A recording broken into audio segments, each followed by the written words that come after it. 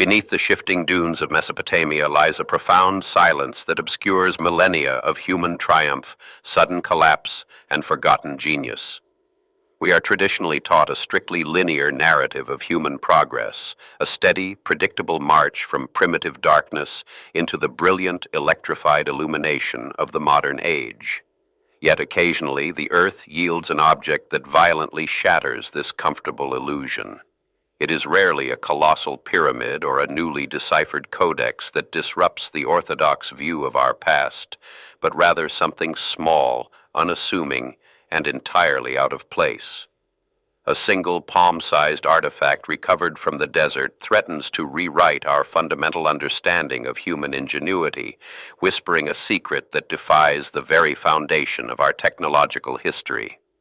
The story of this profound anomaly begins just outside the modern capital of Iraq. In 1938, during an excavation at Qujut Rabu, a site southeast of Baghdad, workers unearthed a peculiar 5-inch-tall clay jar. Inside this unassuming yellow earthen vessel rested a hollow copper cylinder, and suspended carefully within that cylinder was a heavily oxidized iron rod. A thick asphalt plug sealed the top, holding the internal metallic components firmly in place and isolating them from one another. To the untrained eye, it was merely another piece of ancient debris destined for a dusty museum shelf. But to those who understood the fundamental principles of chemistry and physics, the deliberate arrangement of copper, iron, and an insulating seal presented a staggering possibility.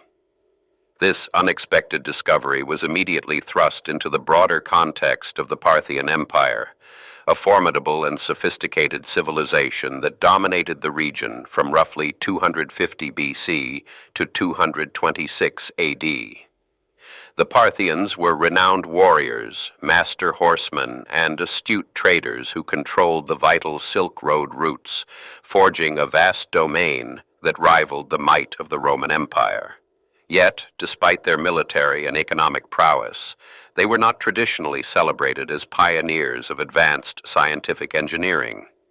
The presence of such an intricate, seemingly mechanical device in their territory posed an immediate and severe conflict with established academic consensus. If this object functioned as its precise internal architecture suggested, it meant the ancients possessed a grasp of natural forces that officially would not be discovered for another 2 millennia. The universally accepted timeline dictates that the first true battery, the voltaic pile, was invented by the Italian physicist Alessandro Volta in the year 1800. The concept that an unknown artisan in antiquity had stumbled upon, or perhaps deliberately engineered, a functional chemical reaction of this magnitude was nothing short of revolutionary. It presented a piece of unexplained ancient technology that threatened to completely upend the established chronology of scientific discovery. The profound implications of this find quickly ignited fierce debate, challenging historical timelines that academics had spent centuries cementing into fact. The German archaeologist Wilhelm König, who served as the director of the National Museum of Iraq, was the first to formalize a radical and highly controversial hypothesis. After meticulously examining the artifact in the museum's laboratories, König proposed that the object was not a simple container or a ritualistic offering, but a functioning ancient galvanic cell. He suggested that when filled with a mildly acidic liquid, such as fermented grape juice or common vinegar, the interacting metals would generate a measurable electrical charge. The enigmatic object was soon permanently dubbed the Baghdad Battery.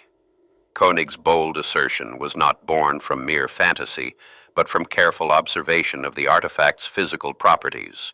The iron rod extracted from the center of the cylinder showed distinct, heavy signs of corrosion that were entirely consistent with prolonged exposure to an acidic agent. Furthermore, the precise configuration of dissimilar metals separated by an electrolyte is the exact, unalterable blueprint of a modern battery. The asphalt seal was particularly telling, as it functioned perfectly as a dielectric insulator, preventing the iron and copper from making direct contact and short-circuiting the system. The shock waves of this hypothesis rippled outward through the scientific community, demanding rigorous empirical testing to validate such an extraordinary claim. Following the Second World War, an American engineer named Willard Gray decided to put the ancient design to the ultimate test by constructing exact, to scale replicas of the clay jar, the copper tube, and the iron rod. Using freshly squeezed grape juice as his electrolyte, Gray successfully generated a steady current of between 1 and 2 volts of electricity.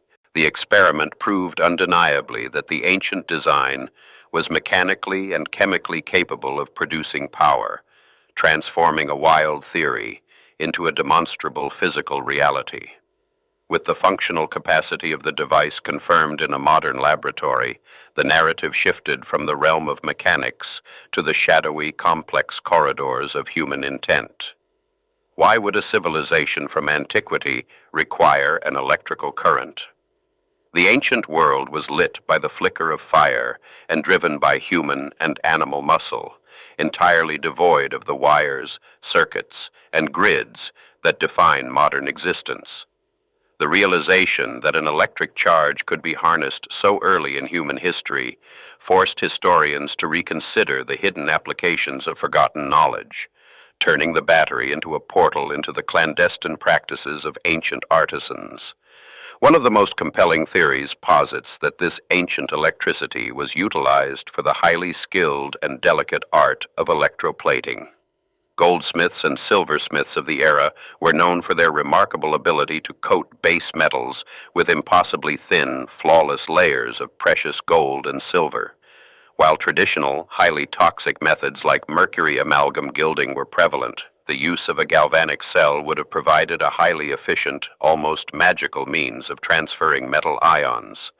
If a network of these batteries were wired together in a series, they could produce sufficient voltage to perform this metallurgical alchemy, granting the artisan a highly lucrative and closely guarded trade secret. Yet another, perhaps more atmospheric interpretation suggests a deeply ritualistic or primitive medicinal application in a world profoundly influenced by the divine, the mysterious, and the supernatural. The sudden sensation of an electric shock would have undoubtedly been interpreted as the literal, physical touch of a god. Some scholars believe these devices were hidden within the hollow statues of deities in dimly lit, incense-filled temples.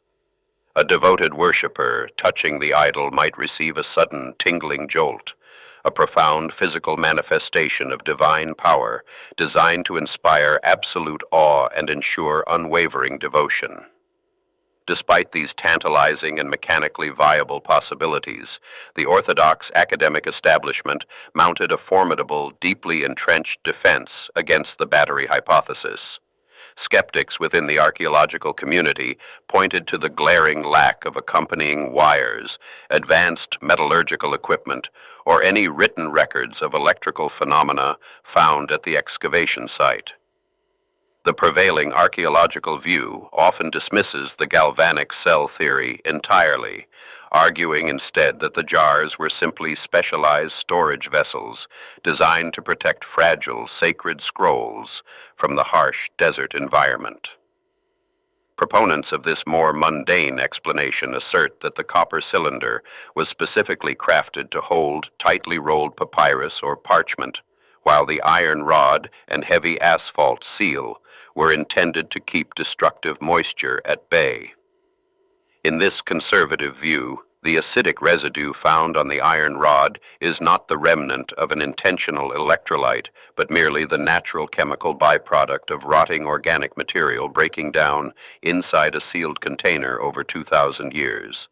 They argue that seeing a battery in the jar is a classic case of modern projection, anachronistically assigning contemporary purpose to an ancient object. This stark, unyielding divide between visionary speculation and rigid academic conservatism highlights a recurring friction in the study of our deep past. The swift dismissal of the artifact as a mere scroll jar feels, to many independent researchers, like a willful blindness to the potential ingenuity of our ancestors. It is a debate that transcends the physical object itself, touching upon our inherent, often arrogant bias that true technological sophistication is exclusively the domain of the present era. The enduring debate forces us to ask whether we are too quick to project our own limitations backward onto cultures whose capabilities we have yet to fully comprehend. The shadow of the Parthian mystery extends far beyond a single excavation site in Iraq, hinting at a vast subterranean river of lost human achievement. History is violently punctuated by catastrophic civilizational collapses, the burning of great libraries, and the brutal systematic erasure of conquered peoples. It is entirely plausible that isolated pockets of brilliant scientific innovation flared into existence, only to be extinguished by war or natural disaster before they could be widely adopted or recorded. The clay jar serves as a haunting reminder of how fragile knowledge truly is, and how easily a monumental discovery can slip back into the silent earth. Tragically, the physical evidence of this enigma has become a victim of the very human chaos that so often buries history in the first place. During the devastating and chaotic looting of the National Museum of Iraq in 2003, countless irreplaceable treasures vanished into the shadowy underworld of the illicit antiquities trade. Among the missing artifacts were the original components of the Baghdad Battery. The tangible link to this ancient technological anomaly was violently severed, leaving behind only historical photographs, laboratory replicas, and a lingering sense of profound, irreversible loss. The disappearance of the original artifact only amplifies its mythical status, ensuring that the questions it raised will remain permanently unresolved. We are left with a ghost of an invention, a tantalizing whisper from the sands of Mesopotamia that refuses to be silenced by the passage of time. The modern replicas still hold a charge. The underlying chemistry remains undeniable, and the debate continues to simmer in the margins of historical discourse. As we navigate an era defined by rapid technological advancement, the enigma of the clay jar stands as a profound testament to the cyclical nature of human discovery, reminding us that the shadows of the past may hold secrets we are only just beginning to rediscover.